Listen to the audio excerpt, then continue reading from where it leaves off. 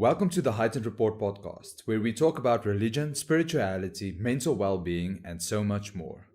I'm Jaco Human, and with me today is Claus Dittmer. Thank you, Jaco. Today we're going to talk about narrative. We're going to approach it out of totally different viewpoints, but it will become a bit more clear in a moment. All right, so how this whole thing came about, a while back, Claus wrote an article restoring the narrator. It's on Patreon right now. You can go check it out. We thought we might approach this from different angles. It's something that we use in counselling quite a lot, is narrative therapy. There's much more to it, actually.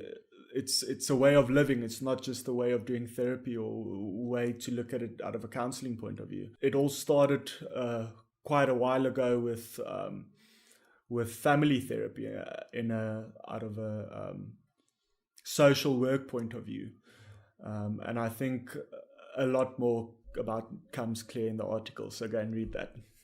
And so when we talked about the narrative parts, immediately when you said narrative, me with my background, I thought of literature. My narrative focus is on the narrative between characters in a novel. And so me and Claus actually talked about that, his approach being a more psychological, more counseling, theological view, I'd say, and mine being from a novel perspective, a writing perspective. And we thought, let's talk about that and try to bring it together and find a middle ground. So that's exactly what we're going to do. I thought I'd start off with the types of narrators you get in a book, when you're writing a novel. The first kind is a first-person narrator. That's when the focus is on me, the I. I speak from my perspective. So this is really a very personal way of doing things. It's not you talking about someone or something else that's out there. It's you. It's personal. And so in real life, you'll maybe tell someone the story about when you went river rafting for the first time, or what happened at school or work yesterday. Something along the lines of that. So the first person narrator knows better than anyone else just what's going on in their own mind.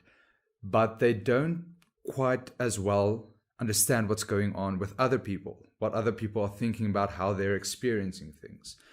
So if you put it on a diagram, it would be the first person narrator isn't all that objective about himself, but he can be subjective about himself. When it comes to other people, he would be objective about other people, but cannot really be subjective about other people.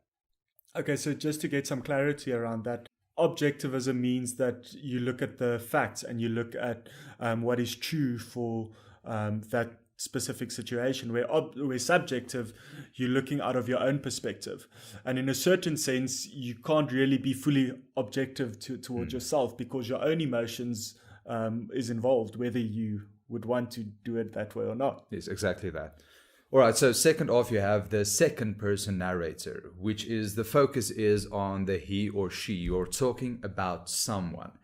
So a great example is in the Sherlock Holmes books. It's not Sherlock telling the story of his adventures. It's Dr. Watson telling the story of his friend as he's going on the adventures with him. So the thing about this is a little less personal. The person is involved in the story. The person was there and experienced it firsthand, but he's telling the story about someone else he saw doing it there. In narrative therapy, they like to differentiate between the modernistic world versus the postmodernistic world, where narrative therapy is specifically seen in the postmodernistic world.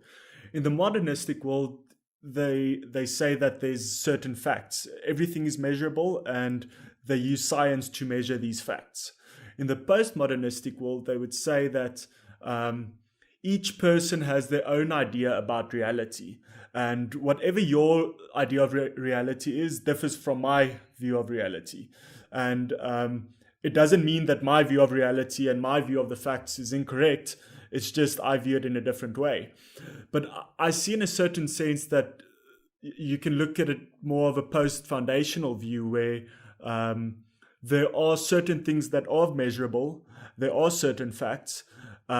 These facts might change as more facts or more evidence comes a bit more clear. But there are certain truths that might be different for me than for you. In writing, a book is going to be 300 to 500 pages, somewhere about there. And to expand on all of that stuff is just going to be terrible. So what an author will do, for example, when I write a novel, I go and I open up separate pages, separate documents, and I have character descriptions. And I go into depth with the character, and I get to know this character. I get to know this character's past. Everything is going through how he got to where he is now, what changed him to be what he is now. And then I go, the different characters went through different things. And so this is why they act a certain way. So then when I write the character, I know this is what they're doing. But you're not going to, in a novel, say explicitly, this is what happened to them. This is their view on the world. You can't say that. You have to show, not tell. So know where your character comes from. Know why his narration is based in this kind of philosophical mindset or something like that. And then write how he would act in situations. And you have to write it in a way that the reader understands, okay, this is what's going on. So it's very interesting what you're saying about the postmodernism and all that. And that's very good for a character study. If you do a character study on your own characters or on a book or something like that. But that's not something you're going to put in a novel. Yeah, absolutely. If makes sense. Okay, quickly, just the third person narrator. The third person narrator is someone that's totally outside of the whole story. They're not a part of the story. Okay, relevant. just so I cover my bases, there are other forms. These three are the main forms of narrative. Then you get the omniscient, which is, it can be third person, second person, first person, but the omniscient narrator is something that just automatically knows everything. They know what's going on in every character's mind. They know everybody's backstory. They can tell the story as a whole. So that's a very nice way to flesh out your characters and the story and the background. But it's not very personal. It's the most impersonal form. Then you have the limited narrator, which is a bit more interesting for me. The limited narrator only has a set limit of information about the characters or the story. So they're experiencing it as it happens, or they have an imperfect recollection of what's happening. They can only tell you parts of it. And that's very mysterious and very interesting. It builds up suspense.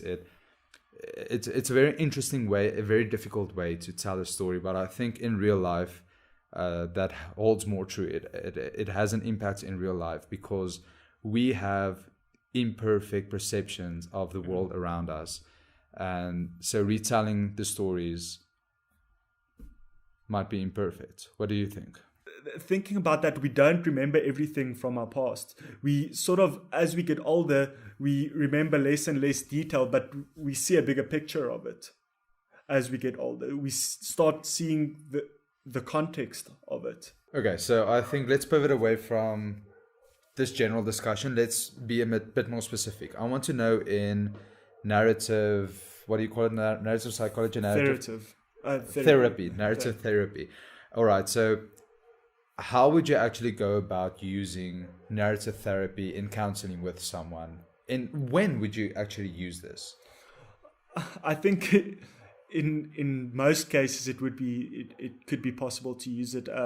I like to use it in trauma counseling specifically, but I think it was developed as a way of doing family therapy, and it can differ quite a lot from each other, although I think there are certain overlapping styles. But I don't think it's needed to use narrative therapy as a formal way of doing therapy. I think it's more a way of just helping a person get through their story and helping them to take the problem away from them. Because people tend to think, well, I'm a person and I'm a person with this problem and I can't be separated from that problem.